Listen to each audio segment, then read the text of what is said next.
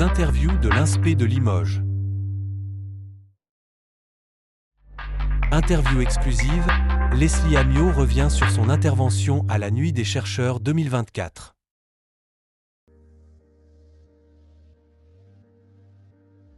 Alors, le speed searching, en fait, c'est un temps, un peu comme un speed dating, c'est-à-dire qu'on a un chercheur assis sur un fauteuil, et puis autour, on a entre 4 et 5 personnes de publics divers et variés qui viennent et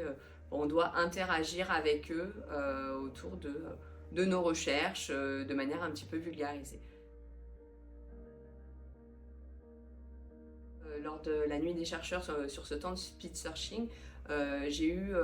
en fait généralement plutôt 5-6 personnes allant de 5 ans pour certains publics à 60 ou 70 ans pour d'autres. Et donc du coup, j'ai commencé en leur proposant des objets que j'utilisais en recherche, par exemple une longue vue en papier que j'avais fait pour essayer de déterminer la latéralisation oculaire. Vu que je travaille sur la lecture et l'écriture, eh bien,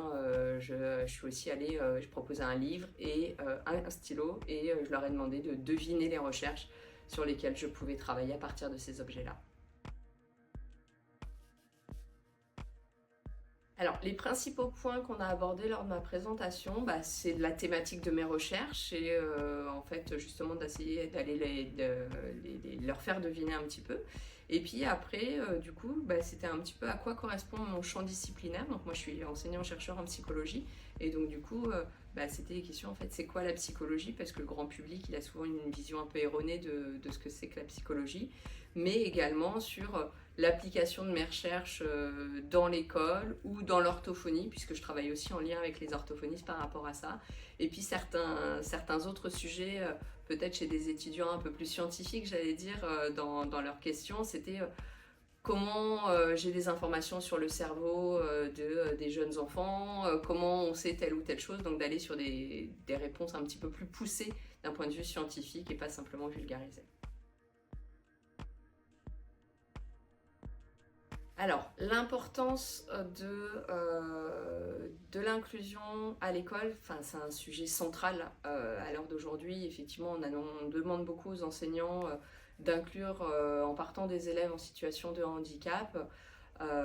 qui constituent peut-être, on va dire 10% des élèves dans leurs grandes lignes, si on considère ceux qui ont des troubles des apprentissages, des troubles du spectre de l'autisme, de la déficience, etc.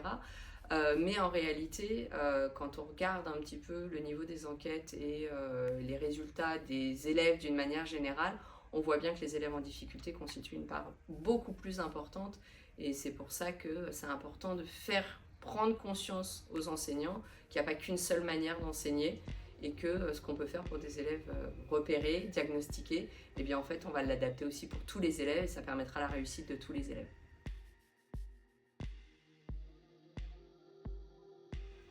Alors, les défis actuels pour les inclure, déjà c'est la formation des enseignants. Effectivement, j'allais dire, il y a une amélioration de la formation des enseignants concernant l'inclusion, puisque depuis quelques années, il y a une obligation d'avoir un volume horaire dédié à l'inclusion relativement importante.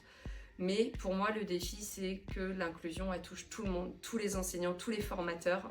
puisque si on fait enseigner le français ou les maths de telle manière, et puis que par ailleurs on leur parle de l'inclusion, eh bien en fait ça restera deux mondes séparés. Or, moi, mon défi à l'heure d'aujourd'hui, c'est comment en français je prends en compte tous les élèves et pas simplement que la manière dont j'enseigne le français. Et idem pour toutes les disciplines. Et deuxième grand défi, c'est d'apprendre à travailler, non pas en vase clos à l'intérieur de l'éducation nationale entre enseignants, mais aussi dans l'intermétier avec des publics qui sont du ressort du médico-social, avec des éducateurs spécialisés, avec des orthophonistes, des psychologues, etc.,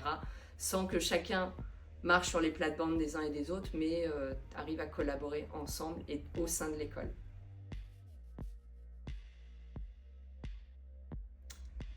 En fait, on joue notre rôle à différents niveaux, au niveau de l'INSPE, bien évidemment dans la formation de nos étudiants dans les masters MEF, où on a un certain nombre de collègues qui travaillent sur ces questions d'éducation inclusive et qui forment à la notion de besoins éducatifs particuliers élargis, avec ou sans discipline, avec des disciplines plus trop transversales, comme moi par exemple en psychologie, mais aussi avec des collègues du terrain, des enseignants qui s'approprient ces questions-là et qui vont les faire passer à nos étudiants. Et puis, c'est aussi en jouant un rôle, je veux dire, au-delà de l'INSPE, mais à l'échelle de l'université, en allant former nos collègues enseignants, formateurs dans les autres composantes de l'INSPE, puisque une grosse part de nos étudiants sont aussi formés sur les UFR, en UFR de sciences, etc., notamment pour le second degré, et que du coup c'est en essayant aussi d'aller bouger les lignes au-delà de nos simples étudiants de l'INSPE.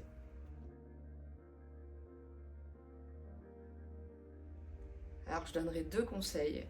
Premier, c'est d'oublier les étiquettes médicales sur lesquelles on peut se focaliser, parce qu'en fait elles ne nous apprennent pas grand-chose, et que du coup si j'ai un enfant autiste par exemple dans la classe, en fait ça dit rien, ça donne absolument rien sur son profil d'élève, et donc du coup c'est de prendre vraiment les besoins des élèves, les difficultés comportementales, les difficultés d'apprentissage qu'il peut y avoir, au-delà des étiquettes médicales qui finalement on ne devrait même pas les avoir en tête. Le deuxième aspect, le deuxième conseil que je peux leur donner, c'est en fait c'est l'expérience et c'est la formation tout au long de la vie qui va faire qu'on va mieux prendre en compte ces élèves-là. Donc c'est de continuer de se former, de lire, d'assister à des conférences, à des webinaires, de pouvoir participer dès que possible sur des recherches collaboratives pour pouvoir justement améliorer les connaissances et les inclure dans sa pratique quotidienne. N'oubliez pas d'aimer, partager et surtout abonnez-vous pour plus d'interviews. À bientôt!